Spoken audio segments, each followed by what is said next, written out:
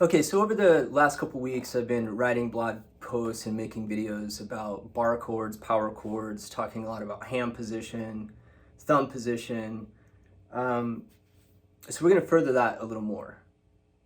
But I'm going to give you a little exercise where instead of going from like your open position chords to full-on bar chords, it's a really tough transition to make, and every guitar player runs into it where they're trying to get out of the open position, or you're trying to learn some of your favorite songs where all of a sudden you're dealing with these bar chords and then you start trying to work around it or skip the chord. You're better off just to learn how to do it, because you're going to learn a lot of songs that will require bar chords. And it's a great way to get you moving up the neck and figuring out how all these things connect together. So in this video, I'm going to show you a couple chord things, 4 chords in the key of E, and instead of playing full bar chords, we'll do these little half bar chords. So you get the opportunity to kind of strengthen your hand, play around with hand position without having to just clamp into a full-on bar chord. So let me show you what I mean here. This little chord progression will be in the key of E. So normally we would play like E here, C sharp minor here, there's a bar chord, and then like an A, and a B, or E, C sharp minor, A, B. What I want to show you is how to stay localized in a part of the neck, work on this technical stuff, but get to hear and see how these chords kind of lock together and how similar a lot of the shapes are. So I'm going to get close here and just show you these chords.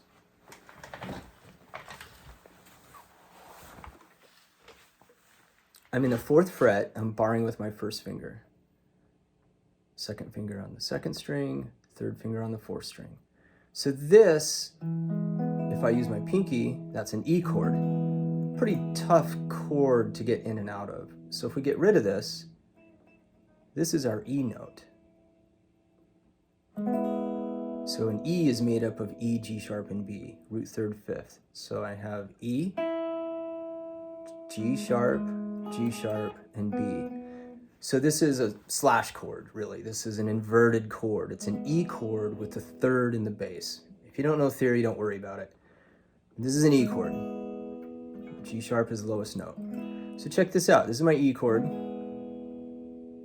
Now I'm going to get into my C sharp minor with a G sharp in the bass. These 2 fingers don't have to move. Really, this bar doesn't have to move. So I could go from E to C sharp minor. The only reason I move it is to relieve that pressure that I'm using to bar. It's just kind of wasted energy. You don't have to move, but I do this. You get to engage your pinky. You don't have to move. It would be this. If you want to keep the bar down with your 1st finger, that's fine. Now look at this angle. Look what's going on here. My E chord, look how much space I have between the guitar neck and the palm, right? Okay, now look at the back. Same thing we've been talking about in these other videos, like the power chord stuff. There's my E, there's my C sharp minor. My thumb is not moving all over. I'm not getting my palm up really high because, like we talked about, that closes off the front. So just try this. E chord, C sharp minor. Okay, now look at this shape. 1st, 2nd, 3rd, 4th. I'm going to take that shape. I'm going to move everything up 1 set of strings and 1 fret. That's an A chord with an E in the bass. If I move that up, okay, now my root is right here on the 4th string. That's an A note. This is an A note. So visually, kind of key into those. Those are important notes. It's the root of the chord, and you get to see the neck differently, and you get to make these new connections to this crazy jigsaw puzzle that's the guitar neck. So E, C sharp minor. I shift up 1 set of strings and I move over. Here's my A chord with an E in the bass. I move it up a whole step, 2 frets. There's my B chord with the F sharp in the bass. So theoretically, if we're in the key of E, E is 1, it's your 1 chord. A is your 4 chord. B is your 5 chord. C sharp minor is a 6 chord. Now that's a great sound. You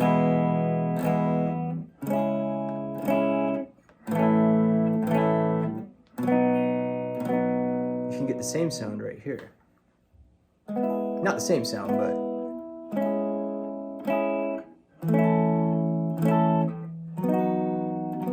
same chord progression.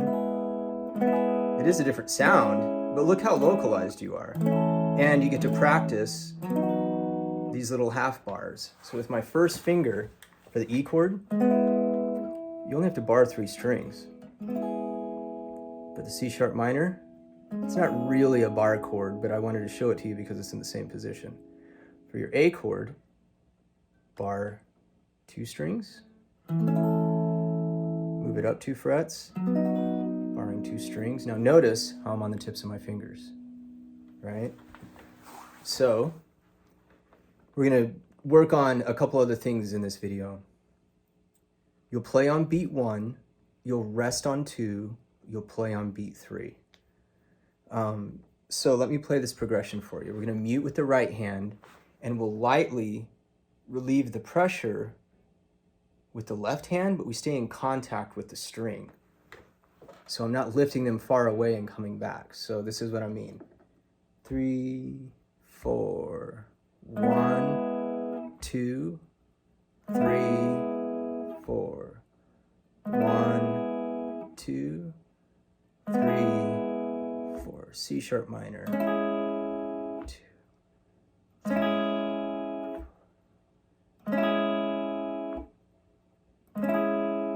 Okay, now I'm being a little dramatic with it with my left hand when I lift off because I want you to see it. But if I were to play it, I'll play the whole progression now that's on this PDF. 3, 4.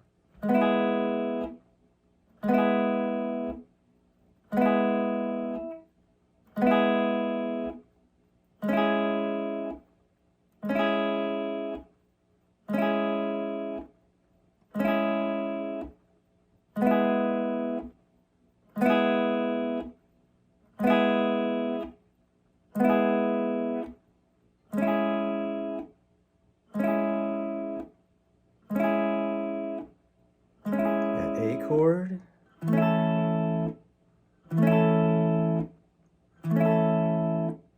back to C sharp minor,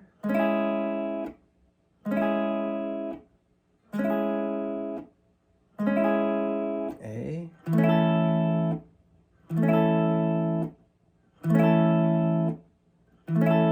B, E,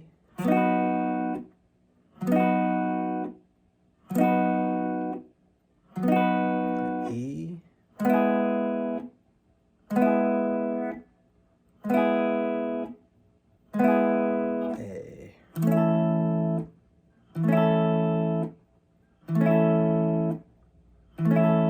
B,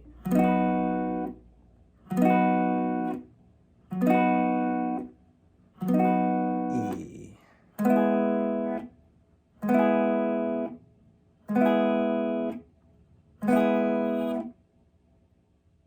Okay, now this is what's going on the back of the neck. This is really important too. This is why we spend so much time working on thumb position and palm.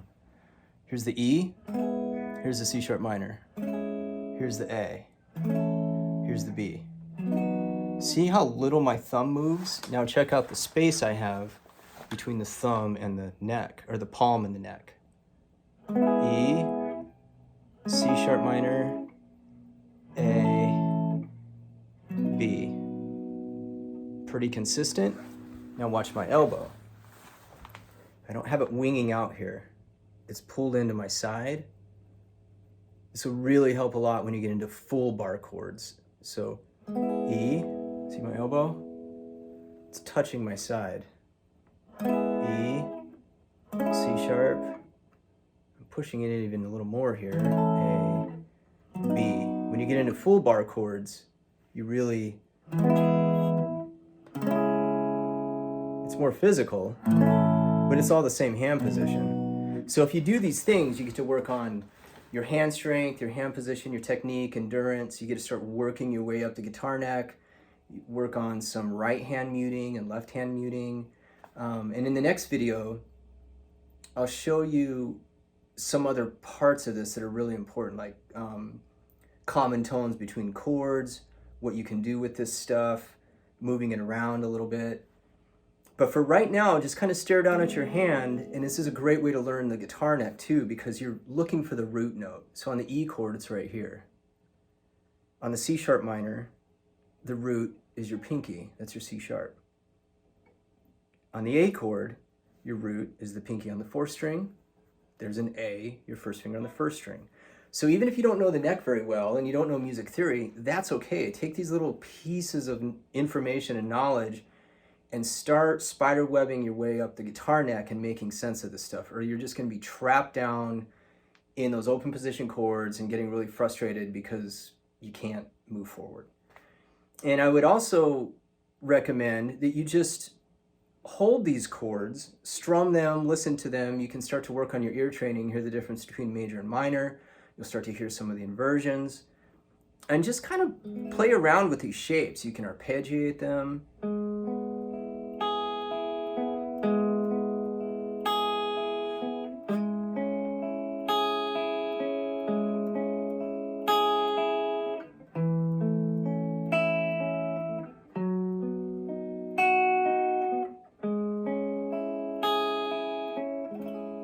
These chords are used all the time. They sound great. So just stay in this little piece of the neck. Don't worry about playing too fast. Spend more time on less information and get as much out of it as you can. Just these 4 chords. All right, I'll see you next time. Have fun.